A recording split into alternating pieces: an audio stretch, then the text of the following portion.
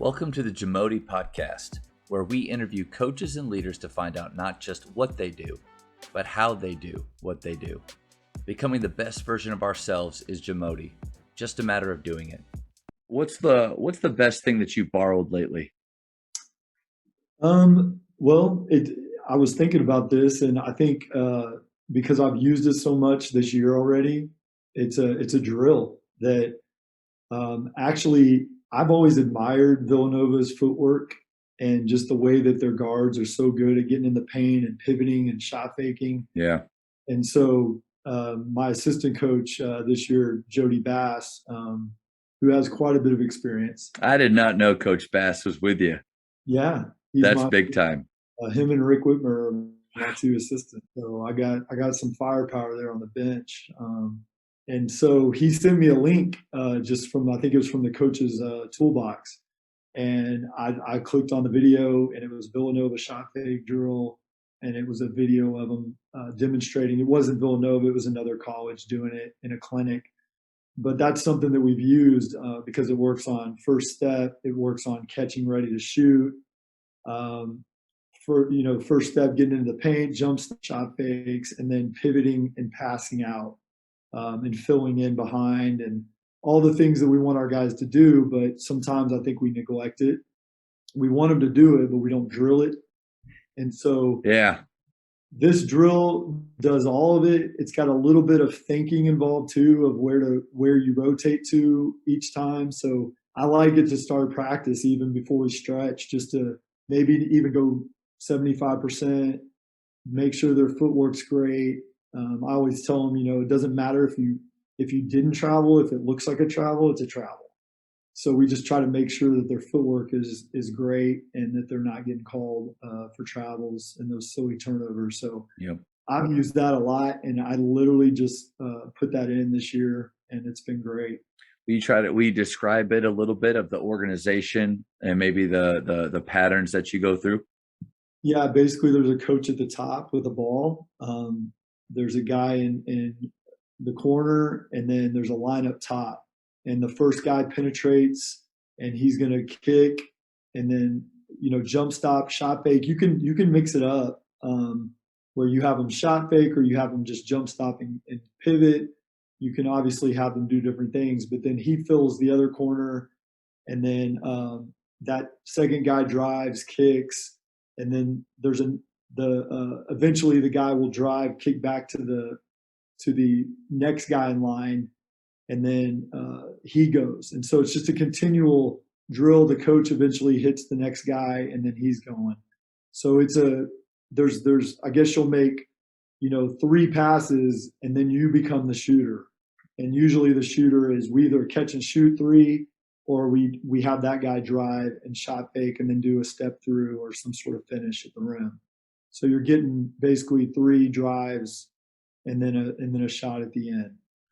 You said something really smart that I think I've felt before, and I know other coaches have, is you're in the middle of a game and they travel on the perimeter, or they don't attack the paint the way that you want. They don't chill when I like that term of, and when you get to the paint, chill, relax, with either using a dynamic jump stop and some type of fake just to slow yourself down. When they don't do those things, we yell about it, and we even tell our bench and give them the reminder. But in the moment, it's, if you haven't drilled it or put in the timer, it's not an expectation that's been put in the moment. That's just, I think that's what I think that frustrates players, is to be told something in the moment that they have to be doing, but it hasn't been drilled. Mm-hmm. And so I think you're right on the money there. Yeah, I think that was something that I had to learn as a coach, that I would find myself saying the same thing over and over again to players, and then I thought, well, why aren't they? Well, I'm not teaching them, and so it doesn't matter if I know it. It matters if my players can know it and execute it. So we can know everything we want them to do, but if we're not giving them the repetition and the tools, we can't expect them to know what we know after 20 years of coaching or playing all the years that we played. I think sometimes we forget the process that we had to go through and learn. And so I think coaches have to slow down sometimes. We see the end product we want and we try to speed to it, but we don't take the time to do the tedious work. And I think players are guilty of that and coaches are guilty of that. What's really tough too is when you're a player as good as you are still, if in your head you think, golly, I could do that better right now. And in your case, you're probably right. But no comeback there. You know, I not feel that way all the time. I'm like, well, maybe a few years ago I could. Yeah. Throw a good no look pass in there. That Yeah. Some zone work. Zone work. That's an inside joke that we're not gonna let anybody know about. So that's what Michael Scott said. I love inside jokes. I want to be a part of one someday.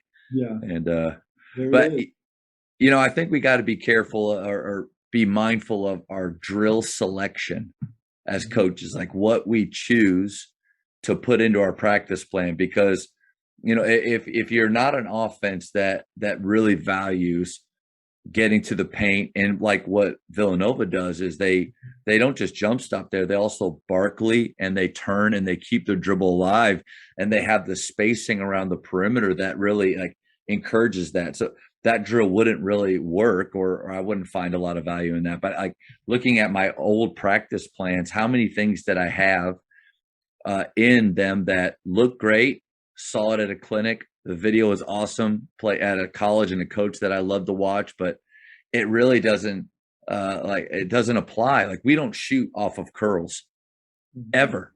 We're standstill off of a kick out from the paint or a one more or off the dribble, but we don't shoot off of curls. So like any type of shooting curl work for me, that drill is useless as far as how we play. I think we got to be mindful of that. Right. Yeah. I think, definitely just even every offense, whatever it is, whether it's pick and roll or pick and pop, just doing the shooting and almost doing it out of your offense, you know, creating a drill where you're shooting out of the exact spots that you're going to be getting in the game. It just makes sense. I mean, it seems simple, but so many times we do drills where we don't shoot the shots or the spots that we're going to be getting in the games. And so I think at some point when we used to run more motion, you know, we developed motion shooting, and you know, Matt Wester, who coached with me, he did a good job of teaching that and just making it just like the offense, you know, and giving them all the different options and all the different shots that we would get out of that, and doing that shooting drill before practice at the beginning of practice. So I think that's really important. I think too that and you kind of nailed it, make your skill work, you know, take apart offensively what you do. And when coaches talk about skill work needs to be a big part of practice, or, you know, Coach Mills at Oral Roberts says it's 50% of what they do in practice. I think a lot of people think, man, that 2-ball and, you know, some cones and some med balls, like that's 50%. No, like skill work it's getting shots up, but a lot of times it's off of the actions that you want. And so I think that's a really good reminder. Thank you for checking out today's episode. Please take a moment to subscribe to this podcast, share it with your fellow coaches, and find us on social media for what's coming up next on the JAMODI podcast. It's just a matter of doing it.